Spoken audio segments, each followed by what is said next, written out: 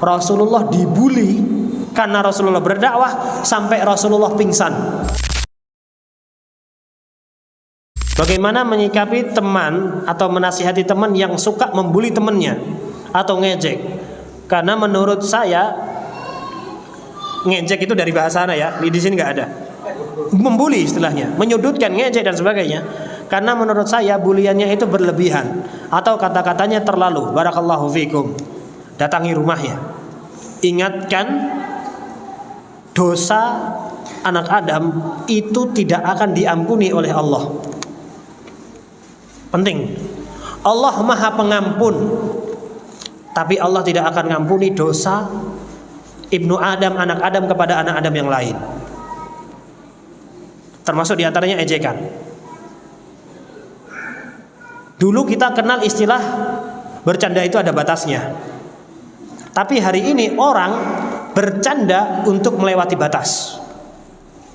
Melewati semua batasan, kemudian alasannya afwan bercanda. Sama kayak istilahnya orang munafik. Orang munafik mereka mengejek Nabi Muhammad SAW. Parah, Nabi diejek. Ketika ditanya apa? Innama kunna nakhudu wa nal'ab. Kita cuma bersenda gurau. Jadi akhirnya adalah orang-orang sekarang menggunakan bercanda untuk alasan untuk melewati segala batasan. Halal haram dilewati sudah kalau sudah bercanda.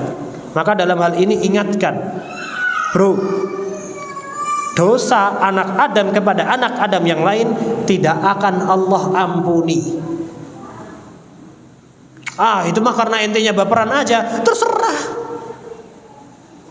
Terserah misalkan anak diejek, anak baperan, ya terserah anak.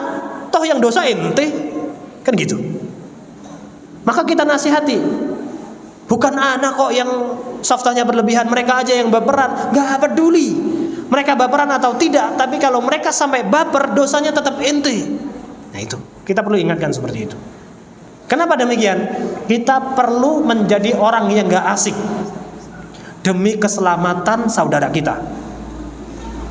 Karena saudara kita mungkin selamat dari kezaliman mencuri.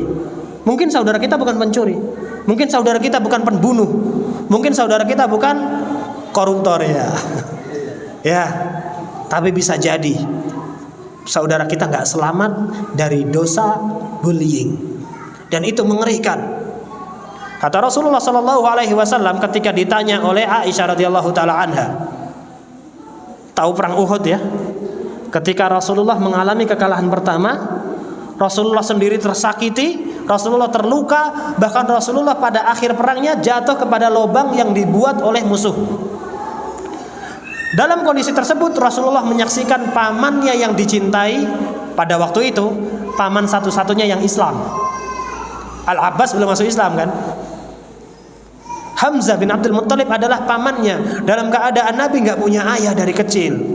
Bapaknya siapa? Pamannya. Paman yang menjadi bapaknya mati kafir, Abu Thalib. Bapak yang lain, pamannya, menjadi orang pertama yang ngejek dakwahnya, Abu Lahab. Nah ini syukur-syukur nih ada bapaknya yang masuk Islam, berjuang bersama dengan Nabi, terbunuh di Uhud. Maka dikatakan Uhud itu adalah kejadian yang paling berat bagi Nabi. Kata Aisyah, ada nggak yang lebih berat daripada hari Uhud? Kata Rasulullah, ada. Ketika orang Quraisy, ketika kaummu wahai Aisyah, maksudnya adalah Quraisy, menghina dakwahku, mengejekku sehingga aku jatuh pingsan di kalangan di antara pasar-pasar Bani Quraisy. Kemudian mereka meninggalkanku. Rasulullah dibully karena Rasulullah berdakwah sampai Rasulullah pingsan. Dibully doang sampai pingsan. Dan ketika Rasulullah bangun dari pingsannya, orang-orang yang bully tadi nggak peduli, ninggalin gitu aja. Sekali Rasulullah nih, kurang lengkap apa ini Rasulullah sebagai khairul bashar.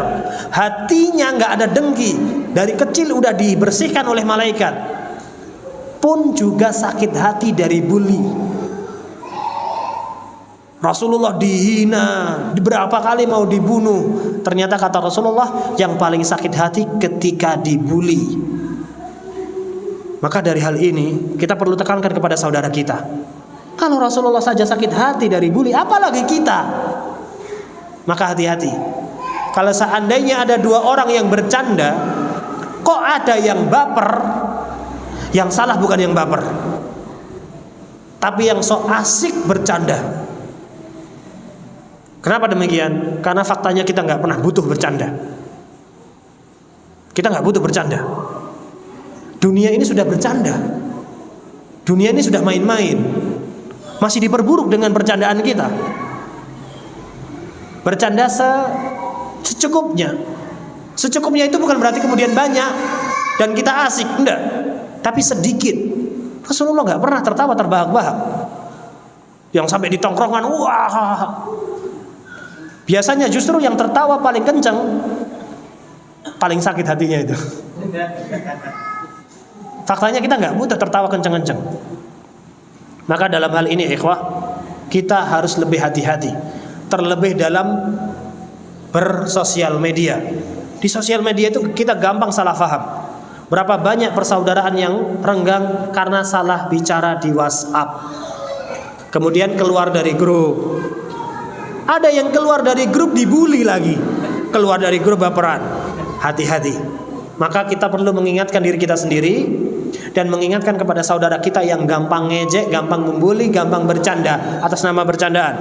Ingat, dosa anak Adam kepada anak Adam yang lainnya tidak akan Allah ampuni sampai si anak Adam tadi memaafkan.